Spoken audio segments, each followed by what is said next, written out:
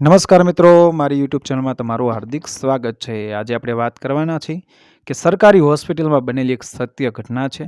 આજથી 2 મહિના પહેલાંની મારી સાથે બનેલી સત્ય ઘટના. હું મારા થરાદ તાલુકામાં આવેલી રેફરલ સરકારી હોસ્પિટલમાં નોકરી કરું છું. મારી પોસ્ટ ઓક્સિજન ઓપરેટરની છે. મારે ખાસ કરી ઓક્સિજન વિશે ધ્યાન આપવાનું હોય છે અને સાથે હું હોસ્પિટલમાં ઘણા ટેકનિકલ કે ઇલેક્ટ્રિકલ રિપેર કામ કરું છું. એટલે અમારી હોસ્પિટલમાં કોઈ કામ અટકી ના પડે. આમ તો અમારે બાયોમેડિકલ એન્જિનિયર છે, એટલે મને મદદ કરે, હું એમને મદદ કરું છું. એ તો સ્વાભાવિક છે. મારી સાથે બનેલી સત્ય ઘટના હવે રજૂ કરું છું. શુક્રવારનો દિવસ અને બપોર પછીનો સમય હતો. હું મારું ઓક્સિજન પ્લાન્ટમાં રોજિંદુ કામ કરી અમારા હોસ્પિટલમાં અંદર આવી રહ્યો હતો. ત્યારે હોસ્પિટલની લોબીમાં એક નંબરની રૂમ આગળ આવ્યો. એટલે સામે પડેલ સોફા જોડે ઊભો હતો. હું કંઈક ભૂલ્યો એ વિચારી રહ્યો હતો. એટલામાં મારી નજર એક બેન પર પડી. આ બેન ખૂબ જ ગરીબ દેખાય. એમના ગળામાં કે હાથમાં કોઈ પણ પ્રકારના ઘરેણાં કે કોઈ વસ્તુ પહેરી નહોતી અને કપડાં એકદમ ખૂબ જ મેલા અને ફાટેલા જેવા હતા. અને એ બેન હોસ્પિટલની લોબીમાં સામે છેડે આંટા ફરતી હતી અને એમના હાથોમાં સવારમાં કે આગળનો દિવસનું એ જન્મેલું બાળક હતું. મને પણ વિચાર આવ્યો કે આ બેનને કોઈ કામ છે. મારાથી પૂછાઈ ગયું, આપને કાંઈ કામ છે બેન? તો એમને ના પાડી. ફરી પાછું મેં પૂછ્યું, આ બાબો છે કે બેબી? ત્યારે બેને કહ્યું, બાબો, પણ મારો નહીં, મારા મોટા ભાઈનો છે. બાબો રડતો એટલે બહાર લોબીમાં ફરું છું. એ રડે છે એટલે બહાર લઈને ફરું છું. મારા ભાભી વોર્ડમાં સૂતા છે.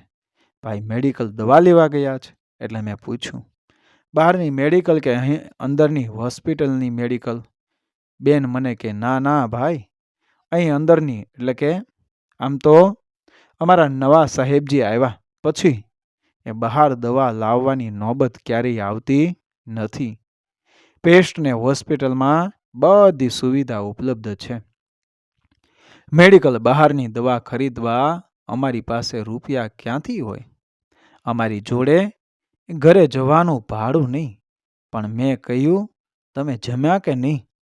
ત્યારે બેને કહ્યું, હા જમ્યા, 12 વાગે. અહીં હોસ્પિટલ તરફથી ટિફિન સેવા છે. જમવાનું બી સારું હતું. હવે આમ તો હું ઘણી એવી એ મદદ કરતો હોઉં છું લોકોને મારી આવક પ્રમાણે, અને એમ થયું આ બેન મદદ કરું, પણ આજે પાકીટ સાથે નહોતું અને મારા ગજવા ખાલી, એટલે કે મારા ખિસ્સામાં ખાલી 200 રૂપિયા પડ્યા હતા. મને એમ થયું કે આપી દઉં, આટલા એમને રિક્ષા ભાડે આવી જશે. પછી મને યાદ આવ્યું કે હું આ રૂપિયા આપી દઈશ તો મારા બાઇકમાં પેટ્રોલ પણ નથી અને ઘરે એ શાકભાજી લઈ ગયા 3 દિવસ થયા છે. મમ્મીએ પણ શાકભાજી પણ મંગાવી છે. ત્યારે એટલે મેં આ બેનને મદદ ન કરી શક્યો અને એમને રજા પણ હજી 2 દિવસ પછી આપવાની હતી. હું પણ પાછો હોસ્પિટલમાં કામે લાગી ગયો અને હોસ્પિટલમાંથી સમય થયો એટલે હું ઘરે જવા નીકળ્યો અને વચ્ચે આવતા પેટ્રોલ પંપ પર બાઇક લઈ ગયો. ત્યારે ત્યાં વ્યક્તિને કહ્યું, 120 રૂપિયાનું પેટ્રોલ આપો ભાઈ. પછી મને કહ્યું, 120 રૂપિયા આપો. મેં ખિસ્સામાં હાથ નાખ્યો તો 200 રૂપિયા નહોતા. હવે મને ખબર પણ ના હતી કે આ પૈસા ક્યાં પડી ગયા.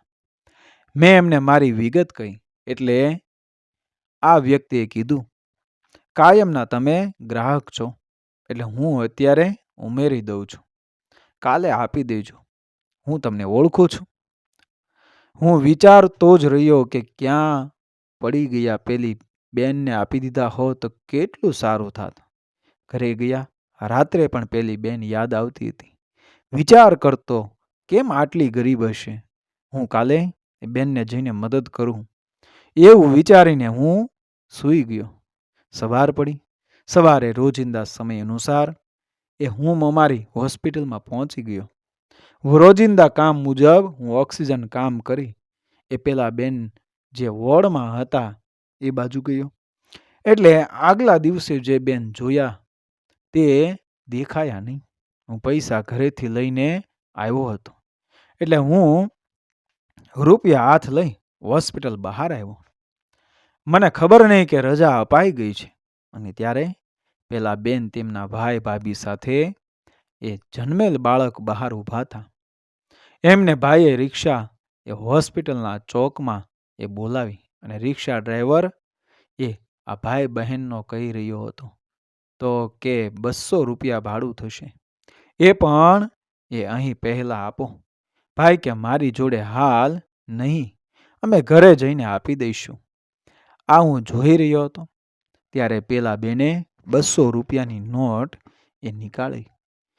એ કાઢીને એમની પાસેથી અને રિક્ષા ડ્રાઈવરને આપી. અને ત્યારે હું ચોંકી ગયો કે જે મારા 200 રૂપિયા ખોવાયા હતા એ જ 200 રૂપિયા હતા. પેન્સિલથી આંકડા પાડેલી નોટ હતી અને એ વળેલી, અને હું જે બીજા પૈસા લઈ આવેલો ને પણ એ પણ આપી દીધા. તેમને હજી સુધી મને ખબર નથી પડી કે આ 200 રૂપિયા આ બેન પાસે પહોંચી કેવી રીતે ગયા. મિત્રો, વિડીયો પસંદ આવ્યો મારી ચેનલ સબસ્ક્રાઈબ કરો, ફોલો કરો, શેર કરો.